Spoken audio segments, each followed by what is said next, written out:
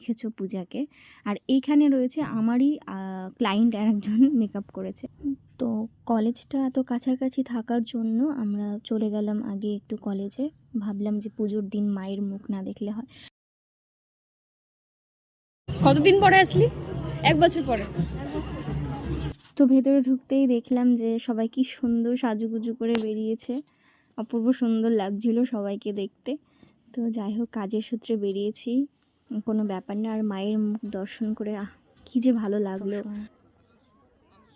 আর মাকে বলা হলো যে এইভাবেই তোমার আশীর্বাদের হাত আমাদের মাথার উপরে রেখো, সবাইকে ভালো রেখো, সবাই যেন সুশিক্ষায় মানুষ হতে পারে।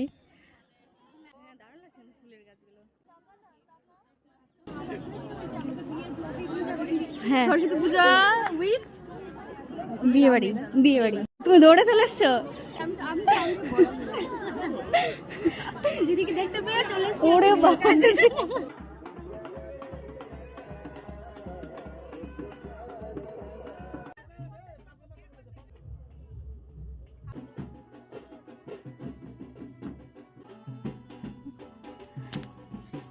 ব্রাইড কিন্তু প্রচণ্ড তাড়া দিচ্ছিলো, কিন্তু যারা রিচুয়াল করছিল তারা কিন্তু অতটা হেলদোল দেয়নি, তার জন্য কিন্তু প্রেশারটা বেশ পড়ে গেছিলো। আর তো বিভিন্ন রকমের আচার নিয়ম করে তারপরে বিভিন্ন ভিডিও শ্যুট অবশ্যই সারা জীবনের সঙ্গী করে একটু দেরি হয়ে গেছিলো। আমি ফুলটা যখন তৈরি করছিলাম, ফুলগুলো যখন রেডি করছিলাম, তখন আমার মনটা কিন্তু অলরেডি একটু খারাপ হয়ে গেছিলো, কারণ মেকআপের জন্য একটু সময় আমাদের হাতে নিয়ে কাজ করতে হয়। তো প্লিজ যারা বুকিং করছো তারা এই জিনিসটা মাথায় রেখো।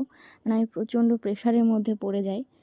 তো এইভাবে একে অপরের সবাইকেই বোঝা দরকার যে একটা মেকআপ আর্টিস্ট মানে সবসময় যে নিজের মতো করে 1 ঘন্টায় চাইলেই সব কিছু করে দিতে পারে তা কিন্তু না।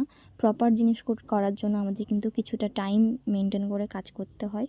তো একটু দেরি হয়ে যাওয়ার কারণে কিন্তু আমি স্যাটিসফাইড ছিলাম না মেকআপে, কারণ সত্যি আমি মানে যেটা আমার দরকার, যেটা আমার দেওয়া দরকার, সেটার পারফরমেন্স আমি দিতে পারলাম না।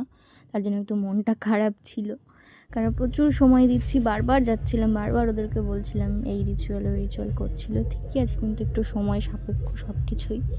তো তারপরে যে ব্রাইডকে রেডি করলাম, আর অবশ্যই ওই রিভিউটা তোমরা দেখো। তুমি একটু রিভিউ দিয়ে দাও বর আসার আগে, এরকম কিছু। তুমি কতটা হ্যাপি? সত্যি বলতে ওর এই পর্যালোচনা